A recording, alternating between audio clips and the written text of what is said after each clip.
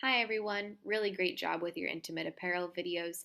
I'm going to take just a couple minutes to chat about things that I'd particularly like to emphasize, and I have notes here to the side in case you're wondering what I'm looking at.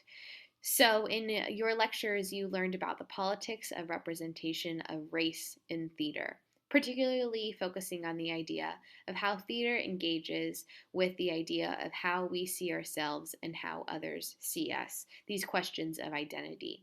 And the lectures talked about ways that theater might politically engage with those questions. And that was represented by a continuum. I'm trying to get my hands in frame. And along this line is the status quo or the norm. And then on one end, you have theater that is overtly political, theater that challenges the status quo, reinvents it. And then on the other end, you have theater that is covertly political. It still has meaning, but perhaps it reinforces the status quo. And so, part of your question for your video responses for this assignment were: does Lynn Nottage's intimate apparel reinforce, reinvent, or resist, or reinvent your understanding of the African American experience in early 20th century Manhattan?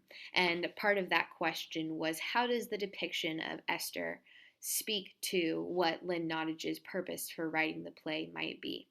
So, as some of you pointed out, or as some of you stated, intimate apparel to some extent might reinforce our understandings of the African American experience in early 20th century Manhattan because Esther and George and the people of color in the play are particularly struggling financially and socially due to obstacles based in racism and class and socially pervasive racism.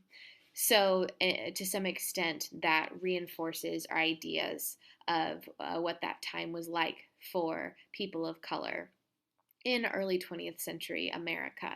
And then others of you said it also resists and reinvents by showing that Esther is a very autonomous, motivated, and complex person who is not completely bound up in the restrictions or obstacles she faces as an African American woman in America. She has aspirations to open her beauty salon, and she is really well rounded. And so we see her as a full and complete human being and not somebody who is solely defined by how we might understand historically people, particularly in her demographic, were treated or perceived as in her time.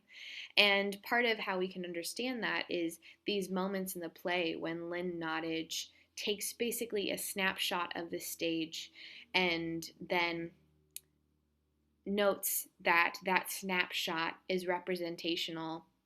perhaps representational of an unidentified picture of a black woman or a black couple from that time period. And so what Lynn Nottage, I believe, is saying there is history and our interpretations of how we perceive people, and our interpretations of history might boil people down to this photograph where they're noted as unidentified and defined by their race and their marital status and their occupation.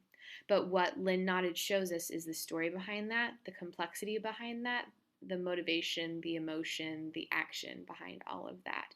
And I believe that has the power to resist or reinvent our understandings, push them, challenge the seams, push the seams so that we think deeper about what we're seeing.